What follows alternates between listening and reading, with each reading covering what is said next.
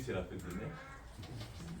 Je veux souhaiter une bonne fête à toutes les mamans et élargir à toutes nos sœurs, que Dieu vous bénisse richement.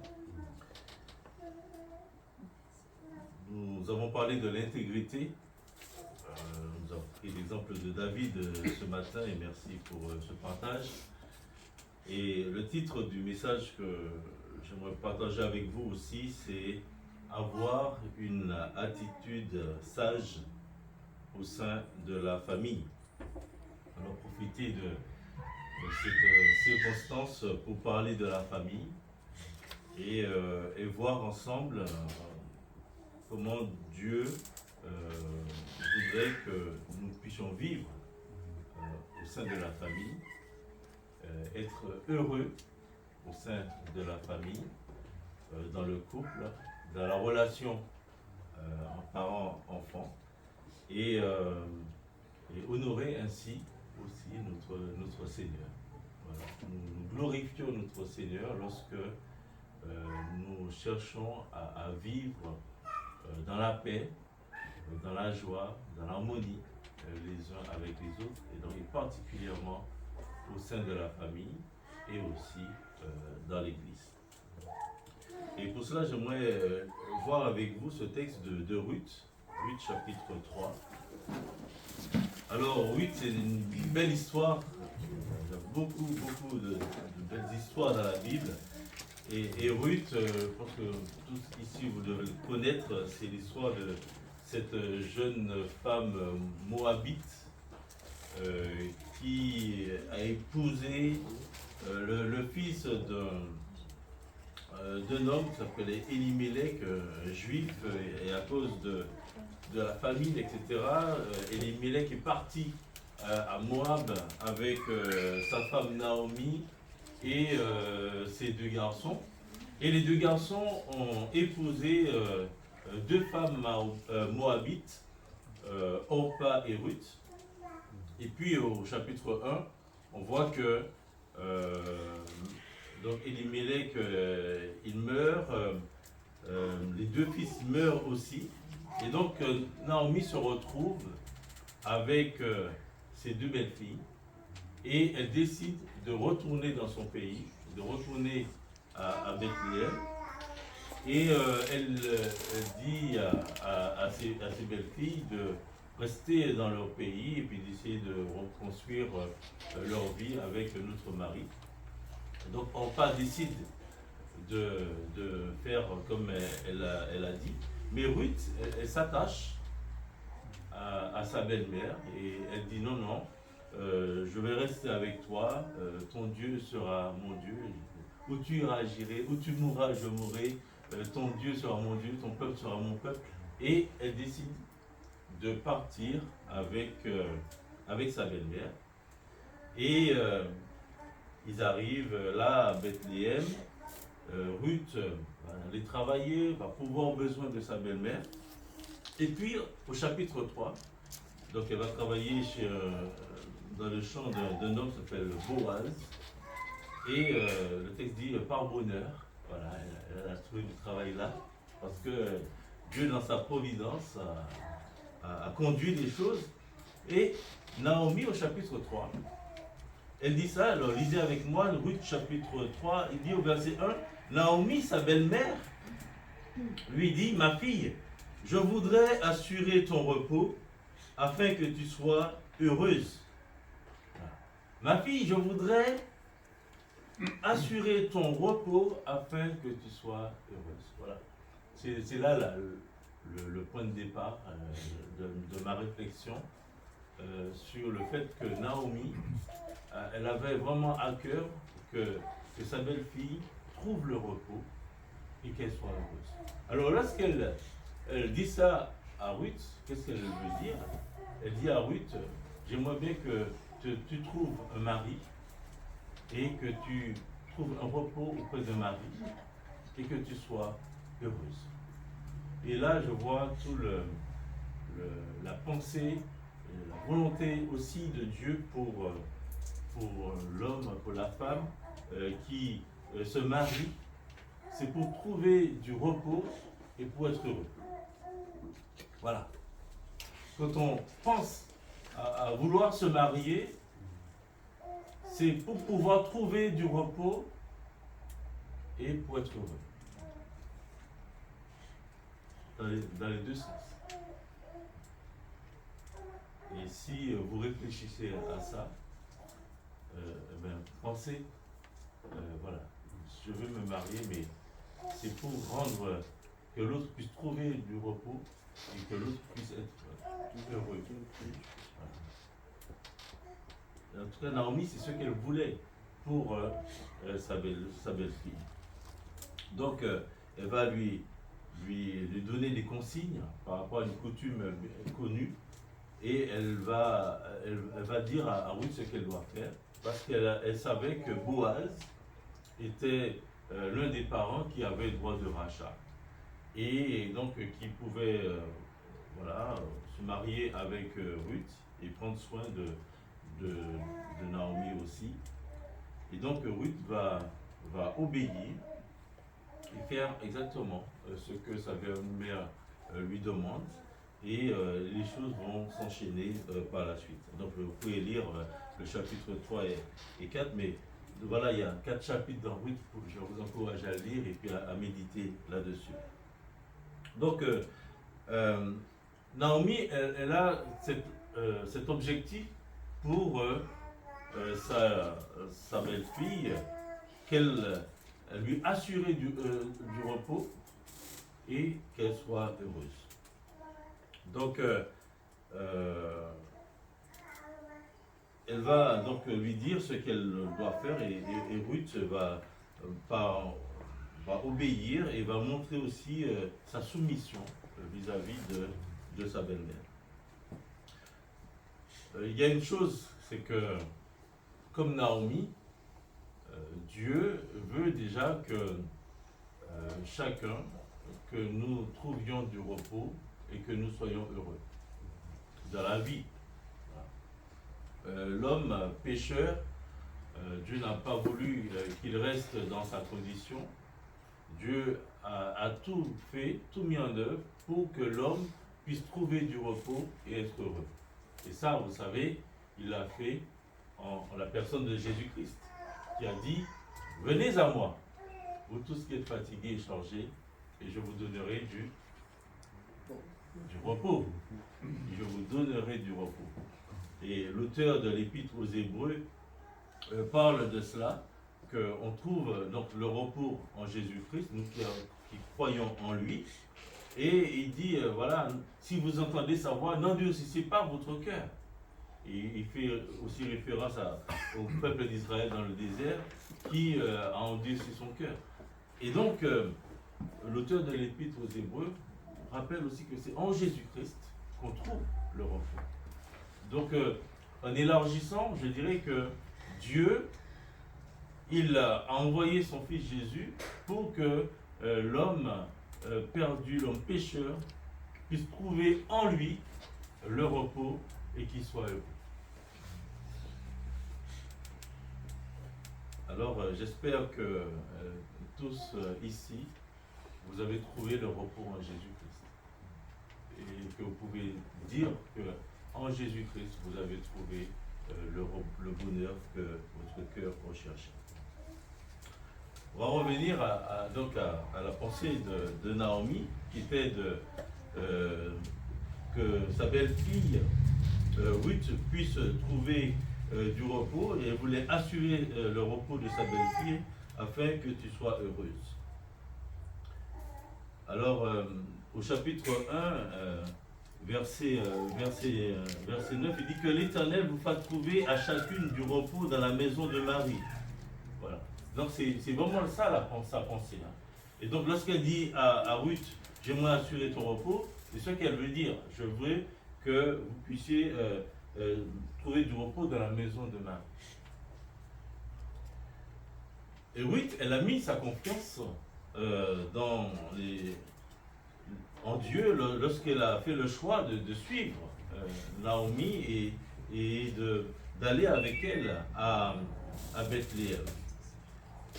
Et là, Naomi veut lui assurer son repos et Naomi lui dit, voilà, Boaz, c'est lui, ce proche parent, c'est lui qui peut te donner ce repos dont tu as besoin. Alors, est-ce que chacun ici, ou ceux qui sont mariés, ou nos sœurs, parce que c'est la fête des mères, est-ce que vous pouvez dire, voilà, oui, j'ai trouvé le repos auprès de mon mari? Est-ce que je suis heureuse? Eh bien, moi en tant que mari, est-ce que mon épouse, est-ce qu'elle peut dire qu'elle a trouvé du repos en étant avec moi? Est-ce qu'elle peut dire qu'elle est heureuse? Voilà, c'est tout un...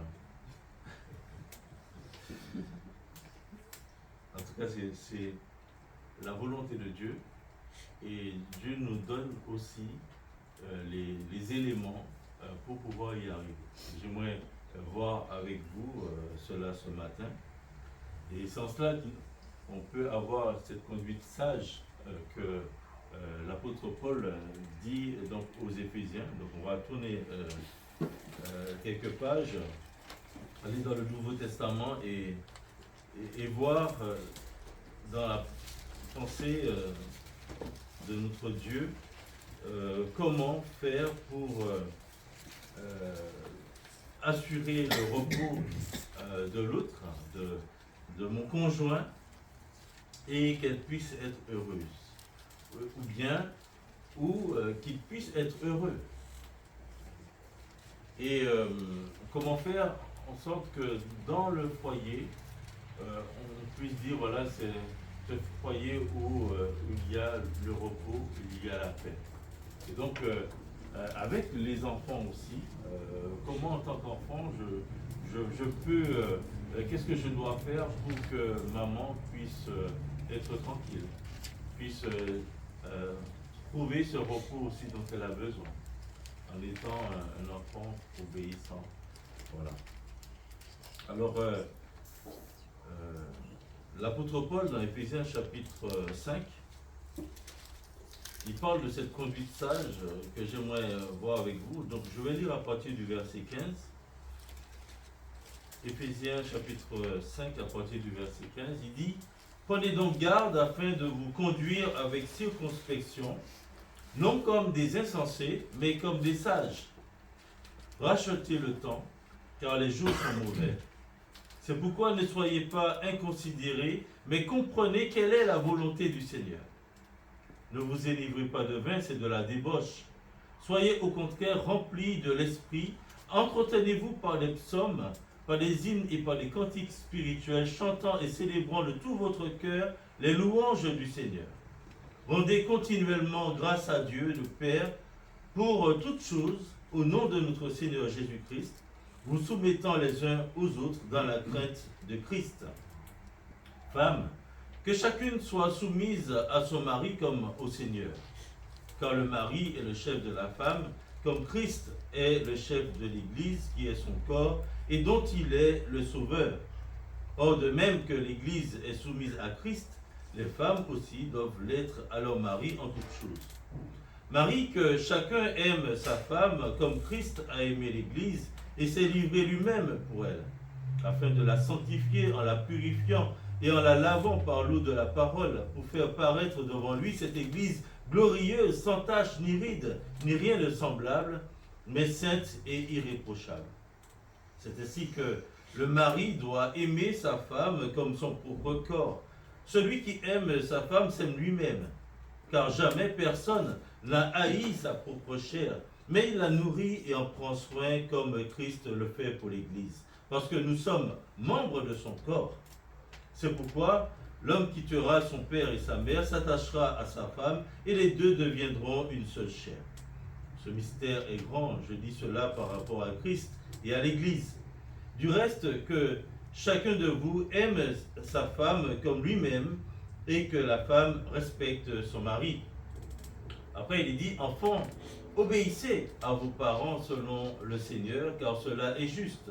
Honore ton père et ta mère, c'est le premier commandement, avec une promesse, afin que tu sois heureux et que tu vives longtemps sur la terre. Et vous, pères, n'irritez pas vos enfants, mais élevez-les en les corrigeant et en les instruisant selon le Seigneur. Voilà.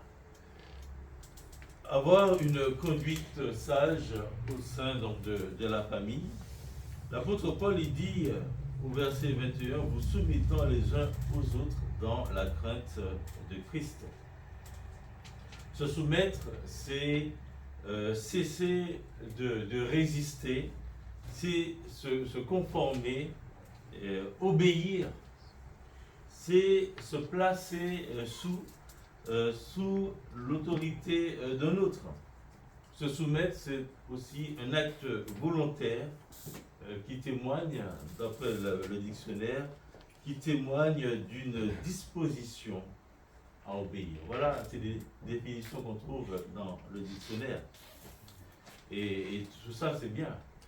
Et c'est ce que le Seigneur nous demande de faire, soumettant les uns aux autres dans la crainte de Christ. Et pour avoir cette conduite sage au sein de la famille, et pour que chacun puisse pouvoir dire, voilà, j'ai trouvé le repos. On ne parle pas du repos en Christ, ça on le sait. On parle du repos dans la relation avec l'autre, dans la relation familiale. Il faut que chacun apprenne à se soumettre à Jésus-Christ, à l'autorité de Jésus-Christ. Et si nous nous soumettons à Christ, nous allons apprendre aussi à nous soumettre les uns aux autres. Et nous pouvons le faire en considérant la relation qui existe entre Christ et son Église, et c'est ce que l'apôtre Paul fait ce parallèle dans la relation homme-femme, mari et épouse et Christ et l'Église. En ayant donc une relation dans le couple qui soit donc à l'image de celle qui existe entre Christ et son Église, mais aussi en tant qu'enfant, aussi en obéissant à ceux et celles qui ont autorité sur nous. Et donc quand on est enfant, se soumettre aussi à ses parents. Si on voit ce que l'apôtre Paul dit dans cette relation entre Christ et l'Église, lorsqu'il parle de l'Église, il parle de ceux qui ont mis leur foi en Jésus-Christ, qui ont entendu cet évangile et qui ont donc placé leur confiance en l'évangile de leur salut, comme il est dit dans Éphésiens chapitre 1, verset 14. Et le texte nous dit que Jésus, donc, il est le chef de l'Église. Le Seigneur, le Père, l'a ressuscité des morts et l'a fait asseoir à sa droite, et il a mis toutes choses sous ses pieds. Il les a, Jésus-Christ est le chef. C'est ce qui est dit au chapitre 1. Il a tout mis sous ses pieds et il a donné pour chef suprême à l'Église qui est son corps, la plénitude de celui qui remplit tout en tous. Au chapitre 1, verset 20, 21, 22. Donc l'apôtre Paul nous dit là dans ce texte que Jésus, il s'est livré lui-même pour l'Église. Il a donné sa vie sur donc, cette croix. Et le sacrifice donc, de Jésus-Christ est un sacrifice volontaire.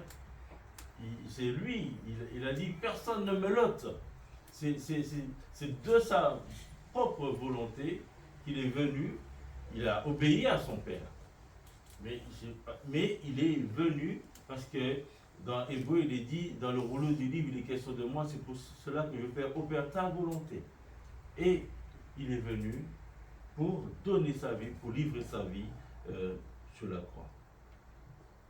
Et le texte nous dit aussi que Jésus-Christ, ce qu'il a fait pour l'Église, non seulement il s'est livré pour elle, mais il sanctifie son Église au verset 26, afin de la sanctifier en la purifiant, en la lavant par l'eau de la parole.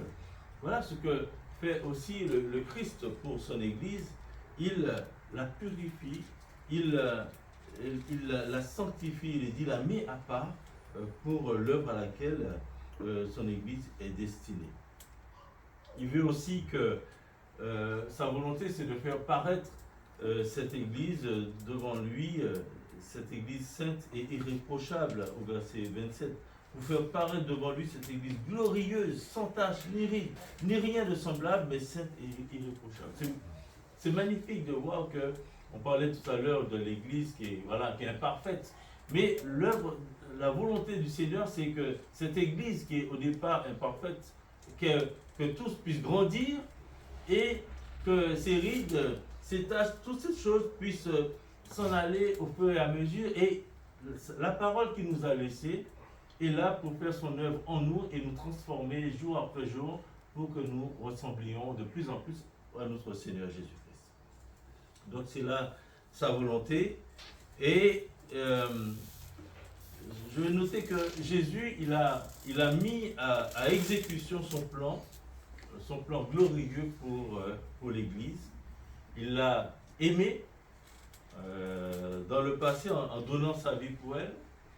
Il aime l'Église au présent, aujourd'hui, en la purifiant, en la lavant par sa parole. Donc, lorsque vous venez à l'Église, lorsque nous méditons, nous prêchons la parole, c'est dans ce but-là que le Seigneur fasse son œuvre dans le cœur des uns et des autres par le biais de sa parole. Et il manifeste aussi son amour envers son Église. Aussi, il va le faire dans le futur, dans l'éternité, alors que cette Église sera glorieuse, sainte et irréprochable. Et comme il est dit, nous allons super bien chanter, etc., etc. Voilà. Donc, Christ a manifesté son amour pour son Église dans le passé, au présent, et il va le faire encore dans l'avenir. Le texte nous dit, versets 28 à 30, que Christ nourrit et prend soin de l'Église. Et puisque nous sommes membres de son corps, être membre de son corps, c'est fait montre que c'est lui qui prend soin de nous. C'est lui qui nous nourrit, c'est lui qui nous donne ce dont on a besoin. Le Seigneur nourrit et prend soin de son Église. Et donc, lorsqu'on voit tout cela, tout ce que Jésus-Christ fait pour son Église, alors l'apôtre Paul dit, Marie, faites la même chose pour votre épouse. Voilà. Faites la même chose pour votre épouse.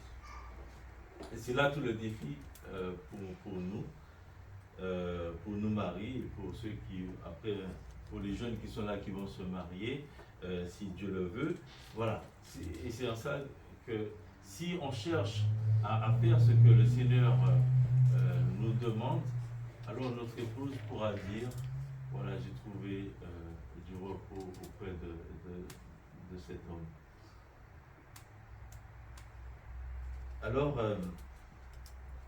cette relation du mari avec son épouse doit se calquer sur la relation de Christ avec son Église. Le mari doit aimer sa femme de la même manière que Christ a aimé l'Église. Il doit déjà assumer sa responsabilité, assumer ses responsabilités. Le Seigneur Jésus, on l'a dit, il a assumé sa responsabilité en venant pour donner sa vie pour l'Église.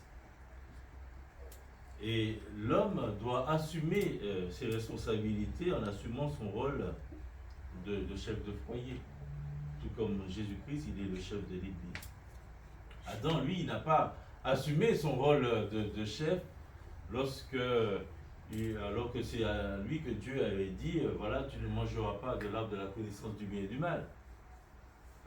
Il n'a pas assumé son rôle de chef parce qu'il a laissé son épouse Ève avec le serpent, et le serpent a tenté la femme. Et il a suivi le mouvement.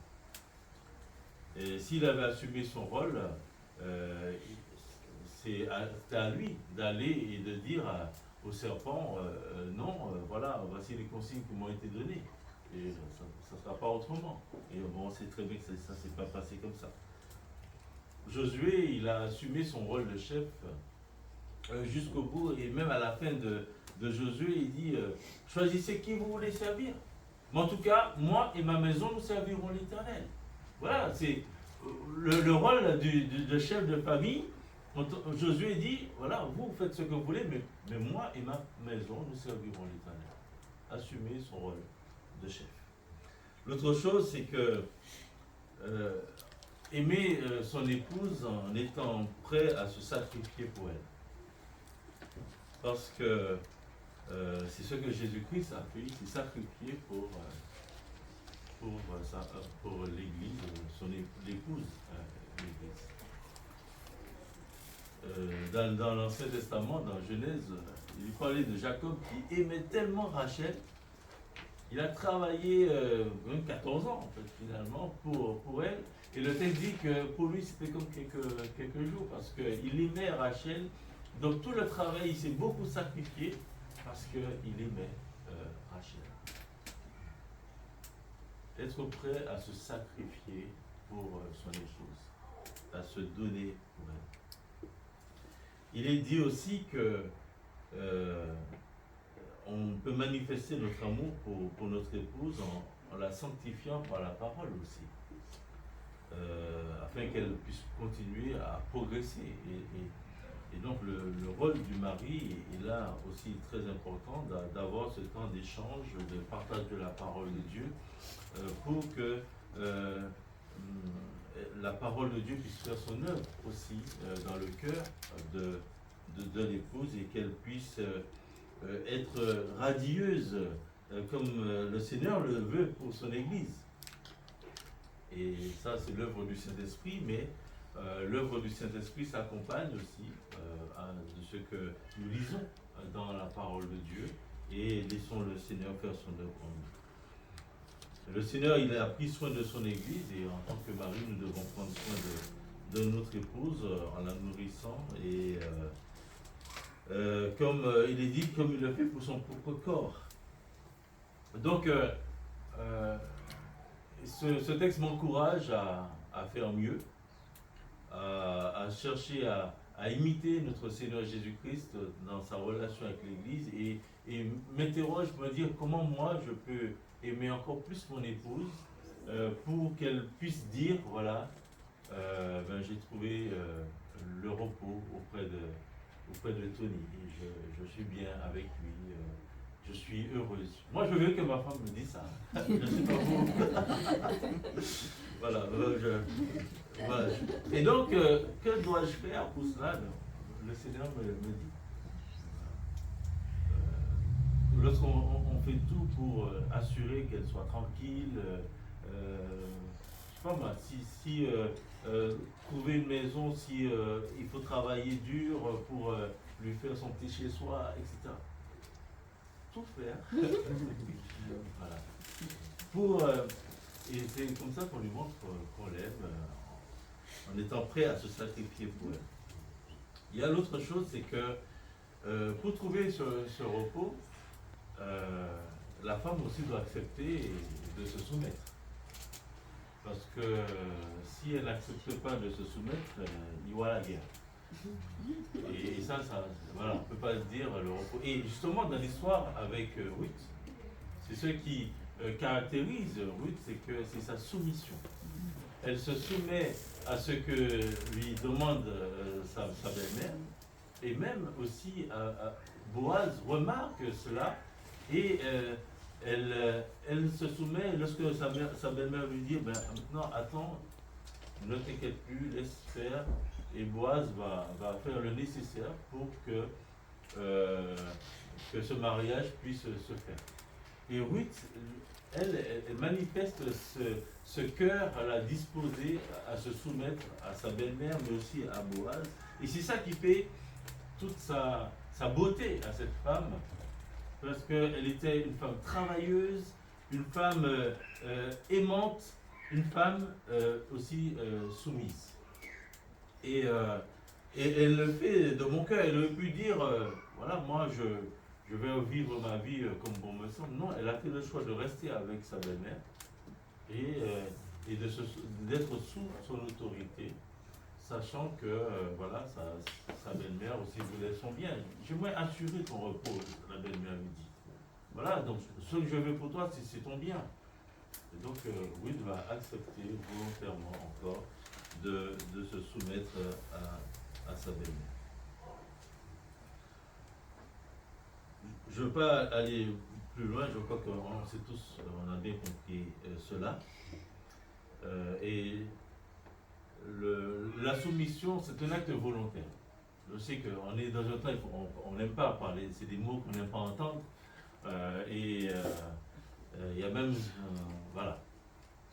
Mais lorsqu'on on est dans un état d'esprit où on refuse de se soumettre, et dans la société, on est tous amenés à nous soumettre. On parlait du travail, on a toujours un supérieur hiérarchique, on doit se soumettre à son autorité. Et voilà, et si dans la famille, il n'y a pas aussi cette relation, après ça ne va pas. Donc si on veut qu'il y ait le repos, si on veut avoir un foyer où il y a la paix, où il y a l'amour, il y a toutes ces choses, il faut que le mari assume son rôle, il faut que le mari aime sa femme, soit prêt à se sacrifier. Et lorsque lui il fait ça, c'est pour ça que je parle de la soumission après, parce que l'apôtre Paul il en parle avant, mais je préfère parler de l'amour que le mari doit avoir comme Christ a aimé son Église, parce que lorsque le mari aime sa femme comme Christ a aimé l'Église, la femme n'a pas de difficulté à se soumettre à son mari.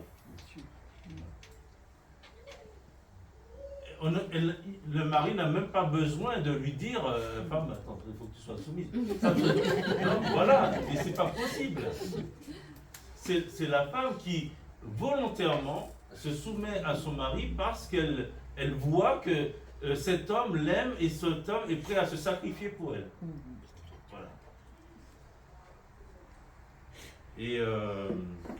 Et si on a compris cela, si on a compris que ce que Dieu veut, c'est rechercher la paix avec tous, dans le foyer, c'est ça, ce repos, alors il faut qu'il y ait cette relation et l'amour du mari vis-à-vis de son épouse et l'épouse qui se soumet volontairement à ce mari aimant.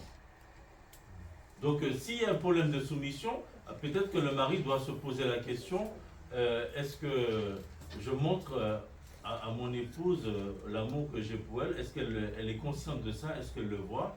Que dois-je faire pour pouvoir qu'elle puisse voir que je l'aime? Parce que voilà, elle veut faire à sa tête, mais ça ne va pas, peut-être qu'il y a un problème. L'autre chose que je parlais, parce que j'aimerais parler de la famille, l'apôtre Paul après il parle de l'obéissance des enfants aux parents. Enfants, obéissez à vos parents selon le Seigneur, car cela est juste. Honore ton père et ta mère, c'est le premier commandement avec une promesse. Alors je disais, oui, c'est la fête des mères, donc c'est pour ça que c'est les enfants qui doivent dire bonne fête maman, etc. Mais ma mère disait toujours, bon, pas à moi, mais à nos soeurs aussi, que voilà, en fait, ce qu'elle veut, c'est qu'on soit obéissant, en fait. Hein. Quand on est les mamans, les parents, voilà, ça sert à quoi de venir dire bonne fête maman si hier tu fais ce que tu veux, tu as fait ce que tu veux, et demain tu vas faire ce que tu veux, tu n'obéis pas, tu ne me respectes pas, etc. Ça sert à quoi de venir me dire bonne fête maman, voilà. La maman, ce qu'elle veut, c'est que l'enfant obéisse, l'enfant aussi l'aime, et c'est témoigne de cet amour continuellement.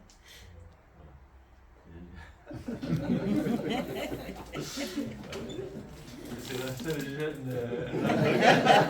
Il n'y en a pas d'autres. Oui, il y a un garçon, un jeune qui est là aussi. Voilà. Donc, voilà. Donc, l'obéissance est très très important. Pour Dieu, il dit on dit à Saül que l'obéissance vaut mieux que les sacrifices. Et là, il est dit, c'est le premier commandement, honore ton père et ta mère, c'est le premier commandement avec une promesse. Il dit, afin que tu sois heureux et que tu vives longtemps sur la terre. Voilà, c'est ce qu'on souhaite à tous, hein, voilà, que vous soyez heureux. Et donc, soyez des enfants obéissants. C'est le beau cadeau que vous pouvez faire à vos parents et à votre mère en particulier. Et nous qui ne sommes plus l'homme qui tue son père et sa mère, on n'est plus voilà, sous l'autorité des parents parce qu'on est, voilà, on est parti, mais on doit continuer à les honorer. Et le Seigneur bénit, et le Seigneur est honoré aussi lorsque nous honorons nos parents. Donc, voilà, que le Seigneur vous bénisse, que le Seigneur vous aide à mettre en pratique ces choses. Et comprenez que ce que Dieu veut, c'est que nous avons trouvé en lui le repos. Mais je dirais que ça doit se voir. On ne doit pas être des chrétiens. Parfois, on a l'impression que les chrétiens sont les plus malheureux du monde. La vie chrétienne, elle est belle. C'est une vie difficile, mais c'est une vie qui est belle. Et on a tout ce qu'il y a dans la parole pour nous aider à avoir cette belle vie, à vivre cette belle vie. Et notamment dans la famille, notamment dans le couple. Et accompagner nos enfants dans l'amour. Que vraiment, on doit pouvoir dire, voilà, Seigneur, merci, je te loue. Parce que le frère posait la question ce matin, pourquoi on vient célébrer Dieu. Je te loue, Seigneur, parce que tu as permis que je puisse trouver un mari auprès de qui j'ai pu trouver le repos. Je peux dire, Seigneur, que je suis heureuse avec ce mari que tu m'as donné. Ça implique aussi qu'on obéisse aussi au commandement de Dieu. Il dit de se marier dans le Seigneur, de s'assurer qu'avec celui ou celle qu'on va se marier, c'est un enfant de Dieu, c'est un chrétien. Maintenant, les gens se marient, n'obéissent pas, et puis après il y a les conséquences. Mais déjà dès le départ, mais parfois, bon, il faut bien faire attention, la personne n'est pas parfaite, ça c'est sûr. Mais est-ce que c'est quelqu'un qui aime le Seigneur? Voilà, homme ou femme, est-ce qu'il aime le Seigneur? Et puis après, il faut bâtir. Hein. Le foyer, c'est comme pour l'église, hein. Il faut qu'il y ait de bons fondements et puis après on bâtit dessus. Voilà. Et là, c'est un sujet d'action de grâce, un sujet de louange. Lorsqu'on se lève le matin, dans Proverbe dit, le mari lui donne des louanges. Voilà, quand il parle de la femme vertueuse dans Proverbe. Voilà, que lorsqu'on se lève, on dit, Seigneur, merci pour l'épouse que tu m'as donnée. Voilà, parce qu'auprès d'elle, j'ai trouvé aussi le repos. Merci pour les enfants que tu nous as donnés. Voilà, on veut les élever selon toi. Donc on veut te bénir de les voir qu'ils grandissent et qu'ils s'attachent à toi aussi. Donc aide-nous à leur donner un exemple, aide-nous à avoir une vie qui soit conforme à ta parole pour que eux aussi, nos enfants, puissent avoir à cœur de te suivre, que nos enfants puissent t'aimer aussi et qu'ils puissent marcher avec toi, qu'ils puissent trouver eux aussi le repos auprès d'un mari, auprès d'une épouse. Et puis voilà. Que le Seigneur nous bénisse. J'aimerais vous inviter à la prière. Voilà. Et puis je vais laisser la parole à Et notre Dieu, nous te remercions pour ta parole, qui est la vérité. Sanctifie-nous par elle, Seigneur. Continue à le faire. Ta parole, elle est précieuse. Aide-nous à la lire, à la méditer, à l'étudier jour après jour pour que notre Seigneur, tu fasses cette œuvre de sanctification, que tu puisses nous purifier par elle. Nous te demandons, notre Dieu, de bénir chacun ici. Nous voulons, Seigneur, te prier de bénir les mamans particulièrement. C'est leur fête aujourd'hui, mais pas seulement aujourd'hui, tu le sais. Tu nous demandes de faire en sorte que ce soit leur fête tous les jours. Donc aide-nous à être de bons maris, aide-nous à être de bons enfants, pour que nos mamans, que nos épouses puissent être heureuses, puissent vivre dans la paix et qu'elles puissent dire voilà qu'elles ont trouvé le repos et que dans leur foyer qu'il y ait la paix. Pour cela tu nous demandes d'avoir cette conduite sage et pour cela nous avons besoin d'être remplis de ton esprit. Remplis-nous de ton esprit, Seigneur, pour que nous puissions être conduits par lui et que nous puissions accomplir ta volonté, faire ce que tu nous demandes dans ta parole et transforme nos cœurs, transforme nos vies pour que nous puissions être meilleurs, être de meilleurs maris, meilleures épouses, meilleurs enfants. Fais ton œuvre et que nous puissions être cette lumière dans ce monde, dans cette société où ça va de pire en pire, mais tu nous demandes, tu nous dis d'être la lumière de ce monde. Et donc nous pouvons être cette lumière en te laissant nous transformer et en donnant une bonne image de ce que tu veux pour la famille, pour le foyer. Donc sois glorifié au nom du Seigneur Jésus-Christ. Amen. Amen.